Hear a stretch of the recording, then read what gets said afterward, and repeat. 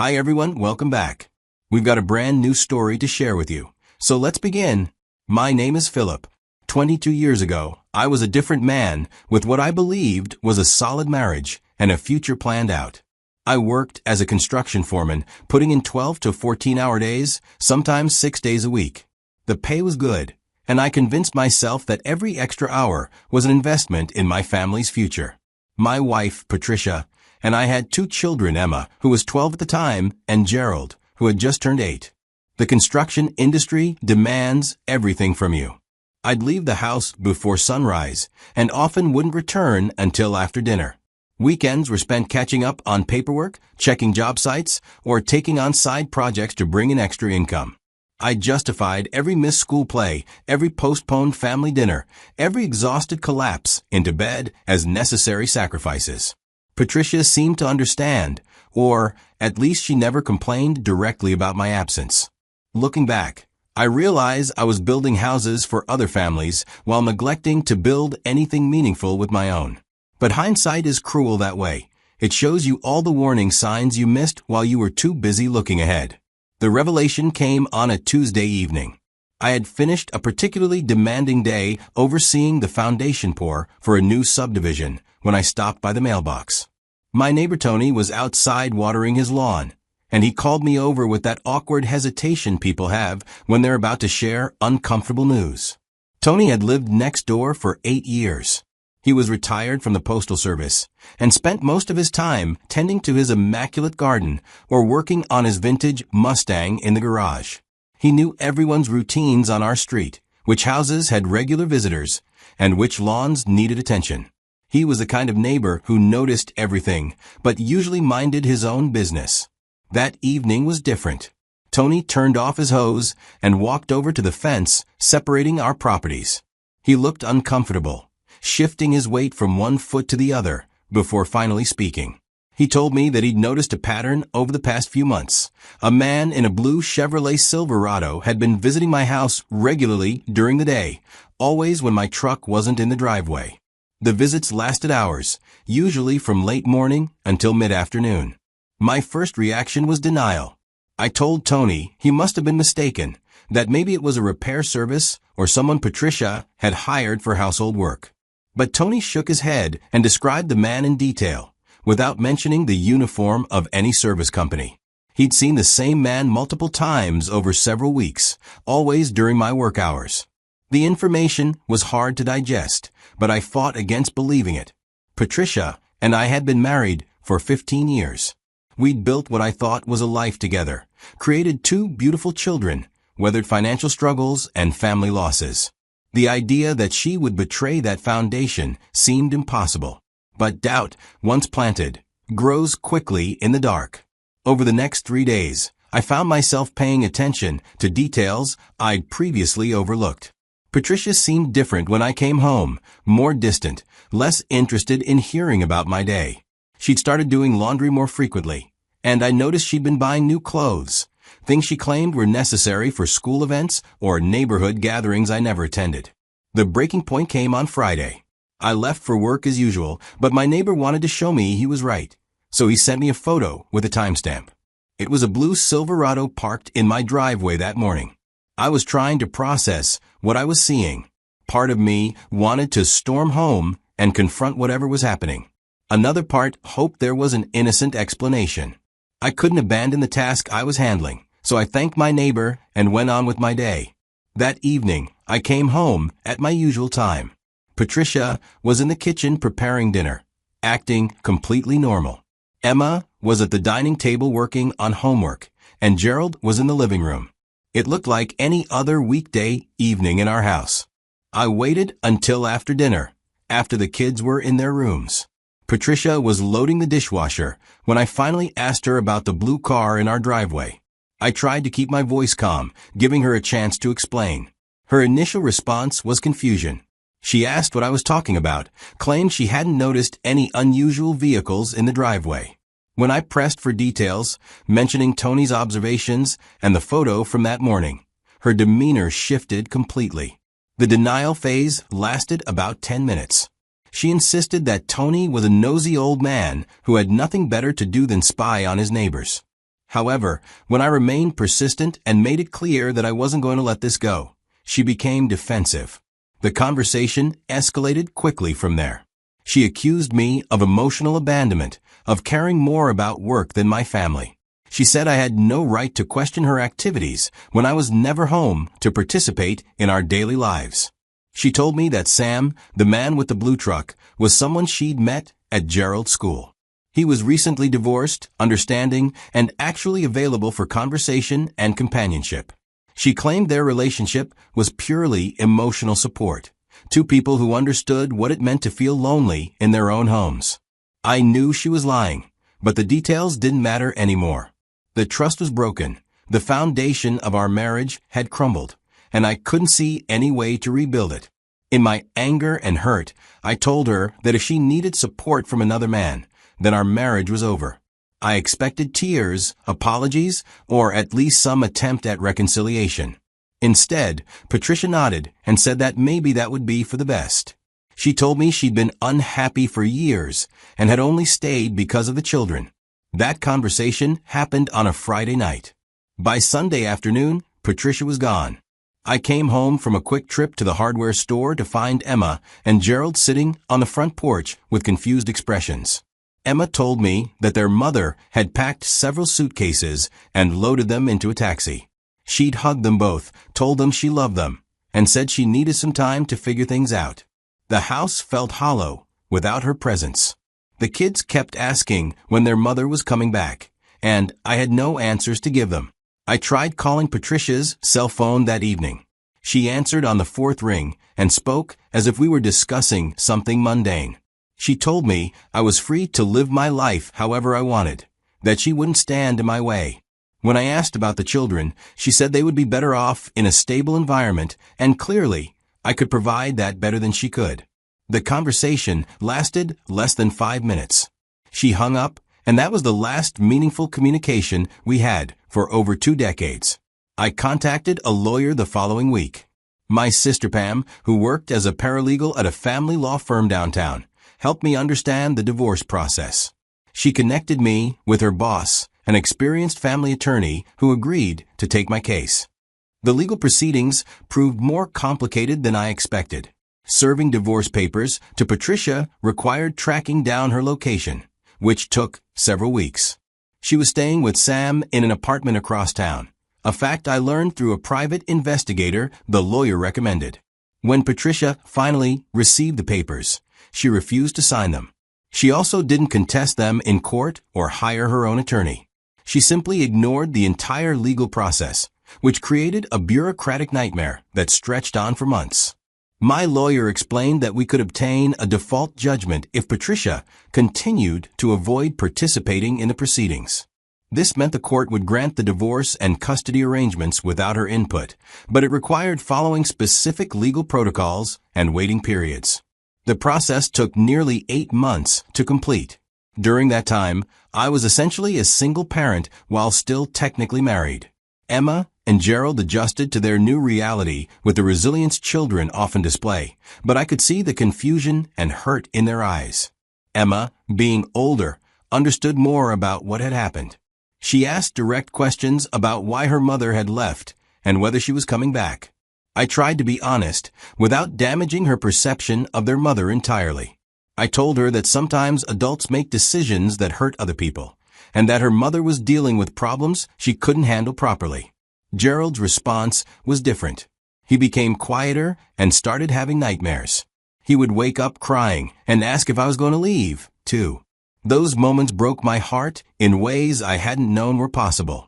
Managing work and single parenthood required completely restructuring my life. I reduced my hours as much as possible without jeopardizing my job, which meant taking a significant pay cut. My boss, understanding the situation, allowed me to adjust my schedule so I could drop the kids off at school and be home earlier. My sister Pam became invaluable during this period. She picked up Emma and Gerald from school 3 days a week and watched them until I finished work. My mother, who lived 2 hours away, drove down every other weekend to help with household tasks and give me brief breaks from the constant responsibility. The financial strain was immediate and severe. Patricia had contributed to our household income through her part-time job at a local insurance office, and losing that income while simultaneously taking on legal fees created serious budget problems. I had to refinance our house to cover the attorney costs and create breathing room for daily expenses. But the emotional challenges were far more difficult than the financial ones. I had to learn how to be present for my children in ways I'd never been required to be before. All the responsibilities Patricia had handled became mine alone. Emma started having problems at school. Her grades dropped, and her teachers reported that she seemed distracted and withdrawn. I arranged for counseling through the school district, which helped both children process their mother's abandonment in healthier ways. Gerald developed behavioral issues that manifested as defiance and testing boundaries. He would refuse to follow basic household rules and throw tantrums when disciplined. I learned that this was his way of testing whether I would abandon him too, and it took months of consistent responses to rebuild his sense of security. The default divorce judgment was finalized nearly a year after Patricia had left. I was granted full custody of both children, with provisions for visitation if Patricia ever chose to establish regular contact. She never did. The years that followed were a gradual process of building a new normal. Emma and Gerald slowly adapted to life with just their father, though they both carried emotional scars from their mother's abandonment that influenced their relationships and trust issues for years. I learned to navigate the complexities of raising children alone. Emma excelled academically despite her emotional struggles, throwing herself into schoolwork as a way of maintaining control in her life. She graduated as valedictorian of her high school class and earned a full scholarship to study engineering at the state university. Gerald took a different path, struggling with authority figures throughout his teenage years, but eventually finding his passion in athletics. He earned a partial scholarship to play baseball at a smaller college and graduated with a degree in sports management. Around the time Emma started college, I met another woman, Lynn. She was a teacher at Gerald's high school, who had helped him through some difficult periods during his junior year. Our relationship developed slowly, built on mutual respect and understanding rather than the passion and naivety of my first marriage. Lynn understood that my children would always be my priority, and she never tried to replace their mother or force a relationship they weren't ready for. Emma and Gerald appreciated her presence without feeling threatened by it, and over time, she became an important part of our family structure. By the time Gerald graduated from college, both children had established successful independent lives. Emma was working as a civil engineer for a consulting firm in the state capital, and Gerald had been hired as an assistant coach for a minor league baseball team. They both maintained regular contact with me, but had their own apartments, relationships, and futures to build. I thought the chapter involving Patricia was permanently closed. 21 years had passed without any communication from her. The children had grown up, built their own lives, and processed their mother's abandonment as best they could. Then, on a Tuesday evening, Patricia appeared at my front door. I didn't recognize her immediately. When she spoke my name, her voice carried the same inflections I remembered, but it was weaker, more hesitant. She asked if she could come inside and talk to me. My first instinct was to refuse, to close the door and pretend this moment wasn't happening. But curiosity and perhaps some residual connection to the woman who had been my wife and the mother of my children made me step aside and let her enter. She looked around the living room, noting changes I'd made over the decades. Her eyes lingered on pictures of Emma's college graduation and Gerald's wedding, milestones she had missed entirely. Patricia sat down carefully. She told me she had breast cancer, stage 4, and that her doctors had given her less than a year to live. She said she was undergoing treatment, but that the prognosis wasn't good. She began explaining what had happened after she left. Her relationship with Sam had deteriorated quickly once they were living together full-time. He was an alcoholic, something she hadn't fully understood when their relationship was limited to afternoon visits while I was at work. His drinking led to emotional abuse, then physical violence, and eventually complete financial control over her life. She had tried to leave him multiple times, but had nowhere to go and no resources of her own. She'd burned bridges with her family when she left me and the children, and she had no friends who would support her decision to abandon her responsibilities. The abuse escalated over the years until she was essentially a prisoner in Sam's apartment. He monitored her activities, controlled her access to money, and threatened violence if she tried to contact her children or me. She said she thought about us constantly, but convinced herself that we were better off without her. Sam died of liver failure 3 years ago, and Patricia had been living alone since then, working minimum wage jobs and trying to rebuild some semblance of independence. The cancer diagnosis came 18 months ago, and the medical bills had consumed what little savings she'd managed to accumulate. She told me she wasn't looking for forgiveness or trying to justify her choices. She said she understood that her actions had been unforgivable and that she had forfeited any right to be part of our family. But she wanted to make peace with the past before she died, and she hoped to see Emma and Gerald one more time. I listened to her entire story without interrupting.